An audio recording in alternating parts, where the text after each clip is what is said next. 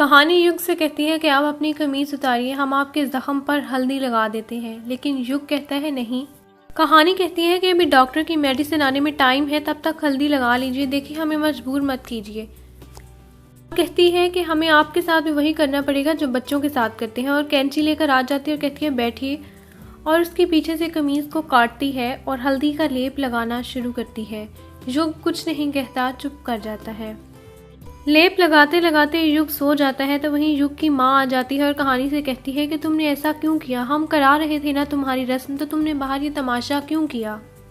कहानी कहती है कि हम सबकी गालियाँ और ताने सुन सुनकर तंग आ गए थे, इसलिए हमें गुस्सा आ गया था और हमने गुस्से में ये सब कुछ कर दिया। इरावती सोचती है कि आज तो कहानी डर गई होगी, लेकिन साथ ही कहानी दरवाज़ा खोल के आ जाती है और इरावती का बाजू मरोड़ती है और कहती है कि आपने आज अच्छा नहीं किया, आपकी वजह से युग बाबू को इतनी तकलीफ हुई, अगर आइंदा आपने ऐसा कुछ किया तो हमसे बुरा कोई नहीं होगा। कहानी कहती है कि आप जैसी औरतों से तो हमारा शुरू से बड़ा पाला पड़ा है, और लेकिन आपको कभी हमारे जैसी नहीं मिली होगी, और अब आप देखेंगी कि क्या होता है। हमारे पाँव में घुंघरू भी है और बिछवे भी, हम ना कोई डायन है ना कोई चुड़ैल, हम हैं और फट जाए तो बम है। और ये कहकर चली जाती है कि हमें इस घर से अब कोई नहीं निकाल सकता।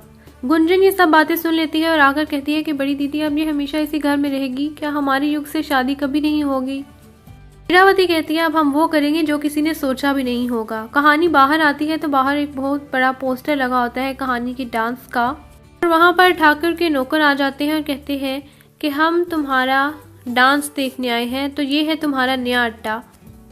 फिर वो गुंडा इरावती का हाथ पकड़ लेता है, कहता है कि हाथ है कि मलाई, यहाँ पर तो सबसे बढ़कर एक से एक आइटम है। युग आ जाता है और वो उसको मुक्का मारता है और उसके मुंह से खून निकलना शुरू हो जाता है।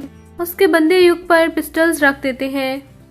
कहानी कहती है कि छोड़ दीजिए युग बाबू को, आपकी दुश्मनी हमारे साथ है, हमारे घर वालों के साथ नहीं। दरअसल ये गुंडे इरावती ने बुलाए हैं, ये सब कुछ इरावती के कहने पर ही हो रहा है। वो बंदा रूपा के आगे घुंघरू करता है और कहता है कि पहनो इसे और नाचो। कहानी आगे बढ़ती है, लेकिन वो कहानी को धक्का देता है तो कहानी गिर जाती है। रूपा के पाँव में वो घुंघरू बांध देता है और वो कहता है कि नाचो। युग कहता है नहीं भाभी माँ, आप ऐसा नहीं करेंगी, लेकिन रूपा युग की खातिर नाचना शुरू कर देती है और रोती जाती है और नाचती है, और वो उसके ऊपर पैसे भी गिराते हैं। जाते हुए ठाकुर का बंदा युग से कहता है कि तुम्हारे घर की इज्जत में आज हमने घुंघरू बांध दिए, अब सारी जिंदगी इनको बैठ के खोलते रहना,